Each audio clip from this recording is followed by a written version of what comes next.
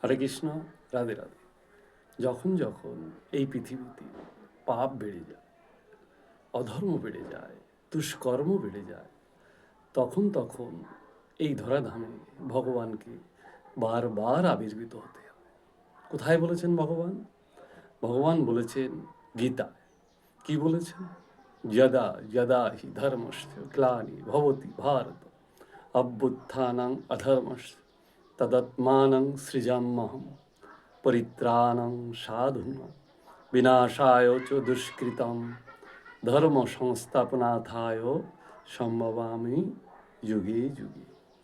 যখনই সাধুগুরু বৈষ্ণবের প্রতি অত্যাচার হয়, যখনই ধর্মের প্রতি অত্যাচার হয়, তখনই ভগবান এই পৃথিবীতে, এই ধরাধামে বারবার অবতীর্ণ হয়ে সেই সাধুগুরু বৈষ্ণবকে রক্ষা করেন এবং অধর্মের বিনাশ করে ধর্মের প্রতিষ্ঠা করেন। কখন করেছিলেন? কতবার করেছিলেন? বহুবার করেছিলেন। সময়কালটা ছিল দাপর যুগের শেষ লগ্নে, যখন অনাদি আদি গোবিন্দ এই ধরাধামে অবতীর্ণ হন।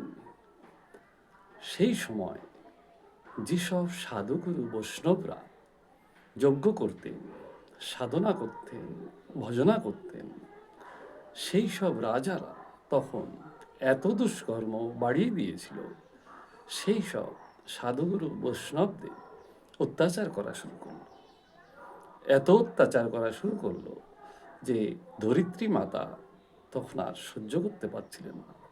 কারণ যেখানে সাধুগুরু বৈষ্ণব সাধনা করছিলেন, ধ্যান করতেন, সাধনা করতেন, সেই সব স্থানে সেই সব রাজারা এসে অত্যাচার করা শুরু করলো। সেই সব সাধন ভজন তারা ভঙ্গ করতে শুরু করলো। তখনই ধরিত্রী মাতা ভীষণ ক্ষুব্ধ হয়েছিলেন, দুঃখ পেয়েছিলেন।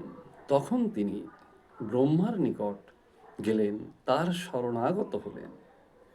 তার শরণাগত হয়ে বললেন, হে ব্রহ্মদেব, আপনি কৃপা করুন, আপনি তো সৃষ্টি ধারক বাহক, আপনি তো সব জানেন যে ধরিত্রীর বুকে এত অনাচার হচ্ছে, এত অত্যাচার হচ্ছে, আমি কি করব? আমি তো আর সহ্য করতে পারছি না। তখন ব্রহ্মদেব বললেন, হে ধরণী মাতা, আপনি আমার সঙ্গে চলুন ক্ষীর সাগরের তীরে, এবং সমগ্র দেবতাদের আমি আহ্বান জানাচ্ছি, সবাই মিলে সেখানে অনাদি আদি গোবিন্দের আমরা স্তব করব, সাধনা করব, ভজন করব, তারপর ভগবান কিছু একটা ব্যবস্থা করবে।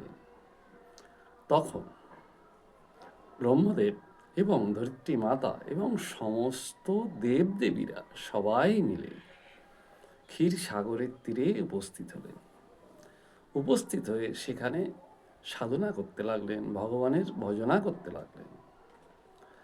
ভজনা করতে করতে হঠাৎ আকাশে দৈববাণী হলো যে আপনারা যে যার স্থানে ফিরে যান, স্বয়ং ভগবান খুব শিগগিরই এই ধরিত্রীর বুকে অবতীর্ণ হবেন এবং আপনারা সবাই ভগবানকে তার লীলায় সঙ্গ দেবেন। সেই আশ্বস্ত বাণী শুনে সবাই যে যার গৃহে, যে যার স্থানে, যে যার জায়গায় প্রস্থান করলেন। কিছুদিন পরে মথুরাতে একটা ঘটনা ঘটল। কোন ঘটনা? একটা বিবাহ অনুষ্ঠান হলো। কার সঙ্গে? কার বিবাহ? দেবক রাজার কন্যা দেবকীর সাথে এবং বসুদেবের সাথে একটা বিবাহ সম্পন্ন হলো। সেই বিবাহ যখন বসুদেব দেবকীকে বিবাহ করতে আসলেন দেবক রাজার ওখানে, তখনকার দিনে একটা লম্বা সময়ব্যাপী বিবাহ সম্পন্ন হতো। এই সম্পূর্ণ অনুষ্ঠানটা হতো প্রায় 15 দিন ধরে। তো বিবাহ সম্পূর্ণ হলো এবং দেবক রাজা তার কন্যাকে প্রচুর ধন সম্পত্তি, হাতি ঘোড়া এবং সেবিকা সবই দিলেন। তো যখন বসুদেব দেবকীকে সঙ্গে নিয়ে আসবেন, তখন সুন্দর একটা রথ রেডি হলো। তো সেই রথে গিয়ে দেবকী এবং বসুদেব বসলেন। এবার কে এগিয়ে দেবে? তখন দেবকীর কাকাতো ভাই কংস, সে বলল, আমার বোনকে আমি পৌঁছে দেব। আর ঠিক যখন দেবকী এবং বসুদেব দুজনে মিলে আসছিলেন, তখন সেই রথে